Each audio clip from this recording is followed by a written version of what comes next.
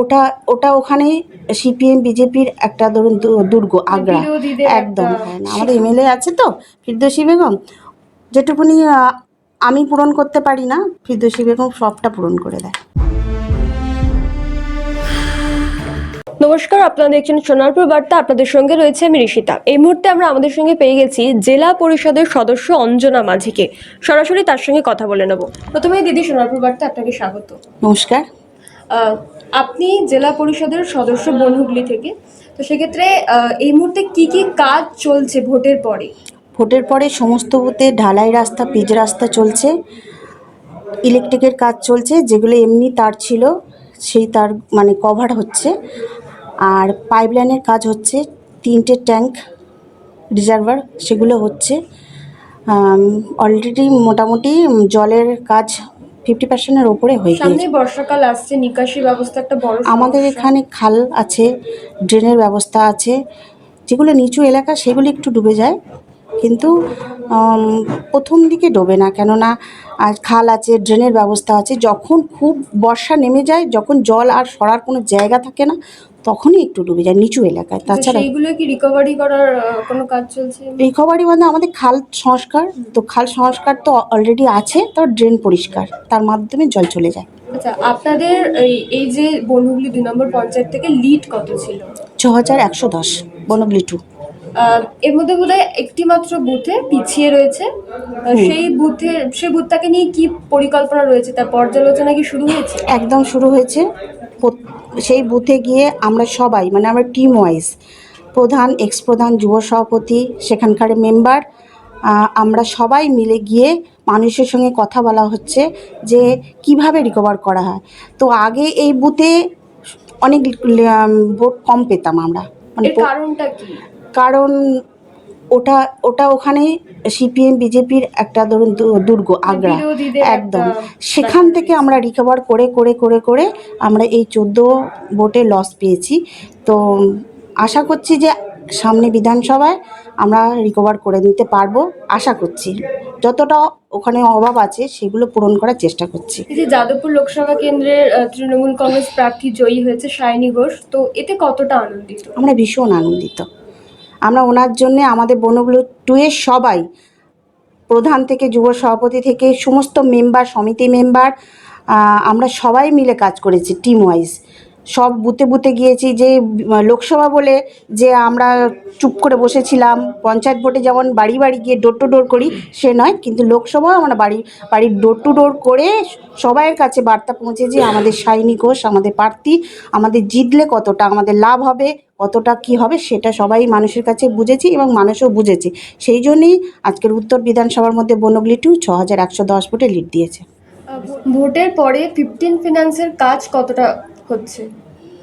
Scheme ready হয়েছে, 50%-এর মতন কাজ হয়েও গেছে, পেমেন্টও হয়ে গেছে। আচ্ছা, সোনারপুর ব্লক থেকে জেলা পরিষদের কর্মদক্ষ হয় না, সেক্ষেত্রে কাজ আনতে কতটা সমস্যা হয়? তো কাজ আনতে কষ্ট তো হয়, যেহেতু যে কর্মদক্ষ আমরা নয়, সাধারণ মেম্বার। তো আমাদের পূর্তের কর্মদক্ষ যিনি জাহাঙ্গীর খান, প্লাস আমাদের বিধায়ক ফিরদৌসী বেগম আমাদের খুব হেল্প করে। আমার ক্ষেত্রে হলে আমি যেগুলো আমাদের 4টে পঞ্চায়েত, বনহুগলি 1, বনহুগলি 2, লাঙ্গলবেড়িয়া, পোলঘাট, যে স্কিমগুলো নেওয়া হয়, আমাদের বিধায়ক আমাকে খুব হেল্প করে ফিরদৌসী বেগম। তাই জন্য আমার খুব একটা অসুবিধা হয় না, আমার কাজ স্যাংশন হয়ে যায়।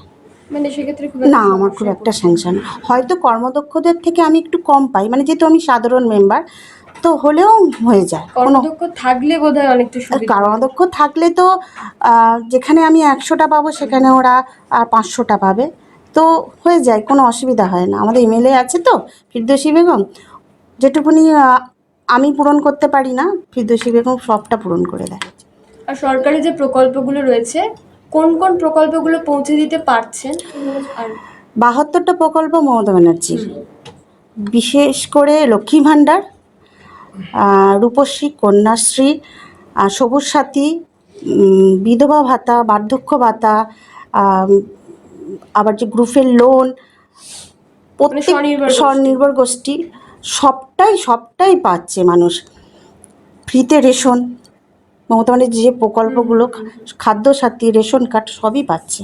স্বাস্থ্যসাথী স্বাস্থ্যসাথী পাচ্ছে, স্বাস্থ্যসাথী থেকে অনেকেই উপকৃত হয়েছে। অপারেশন করা, যারা হার্ট অপারেশন করেছে তাদের 5 লাখ টাকা করে যেটা সাবসিডি সেটা পেয়েছে। সমস্ত কিছু পৌঁছে পৌঁছে দিতে পারছি আমরা। তারপরে আমাদের দুয়ারে সরকার হয়, আমরা যথাসাধ্য মানুষকে আগে থেকে ফর্ম ফিল আপ করি, বা সেদিনকে ফর্ম ফিল আপ করার জন্য আমরা আলাদা কর্মীদের বসাই। ছেলেদের, মেয়েরাও আমাদের অনেক এগিয়ে, মেয়েরাও বসে ফর্ম ফিল আপ করতে, যাতে সাধারণ মানুষের উপকার হয়, সেই জন্য আমরা করে দিই। মুখ্যমন্ত্রী মমতা বন্দ্যোপাধ্যায় বার্তা দিয়েছেন যে আরো বেশি করে মানুষের কাছে পৌঁছে দিতে হবে, মানুষের পরিষেবা দিতে হবে। তো এই বার্তাটাকে মাথায় রেখে কিভাবে কাজ করার কথা ভেবেছেন? সামনে আমাদের যেহেতু বিধানসভা, আমরা এখন থেকেই কাজটা শুরু করে দিতে চাইছি বা চেয়েছি, করছি। প্রত্যেকটা বুথেতে সন্ধেবেলা করে মিটিং করার ব্যবস্থা করেছি, ছোট ছোট গ্রুপ মিটিং, অনেক বড় না, কিছু 15-20 জন কর্মীদের নিয়ে, 15-20 জন মেয়েদের নিয়ে তাদের কাছে আমরা বার্তা পৌঁছে দিচ্ছি যে এই প্রকল্পগুলো করেছি। মমতা ব্যানার্জি আমার হাতটা শক্ত করলে, ফিরদৌসী বেগমের হাতটা শক্ত করলে আমরা এই সুযোগ সুবিধা পাবো। গ্রুপের মেয়েদের কাছেও এগুলো বলে দিয়েছি। গ্রুপের মেয়েরাও নিজেরাও তাদের, যেহেতু তাদের একটা গ্রুপ আছে 10 জন 12 জন করে, তাদের কাছেও পৌঁছে দিচ্ছে। মানে চেন ওয়াইজ আমরা যেমন পৌঁছে দিচ্ছি, তারাও পৌঁছে দিচ্ছে। এইভাবে আমরা কাজটাকে করছি।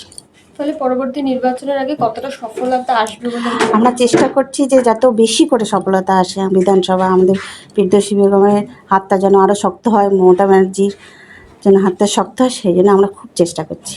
অসংখ্য ধন্যবাদ। আমরা কথা বলে নিলাম জেলা পরিষদের সদস্য বনহুগলি থেকে অঞ্জনা মাঝির সঙ্গে। তিনি যেমনটা বললেন যে পরবর্তী নির্বাচনের আগে মুখ্যমন্ত্রী যেমনটা বার্তা দিয়েছেন যে আরো বেশি করে মানুষের কাছে পৌঁছে যেতে হবে, সেই বার্তাকে মাথায় রেখেই তারা ছোট ছোট করে প্রত্যেকটা বুথে মিটিং করছেন, এবং যাতে পরবর্তী নির্বাচনের আগে সমস্ত দিক পর্যালোচনা করে ভালো ভোটে জয়লাভ করা যায়, এবং তারা যাতে বিধায়ক এবং মুখ্যমন্ত্রীর হাত শক্ত করতে সাহায্য করতে পারেন, সেদিকেই তারা নজর রাখবেন। ক্যামেরায় গৌরবের সঙ্গে ঋষিতার রিপোর্ট, সোনারপুর বার্তা।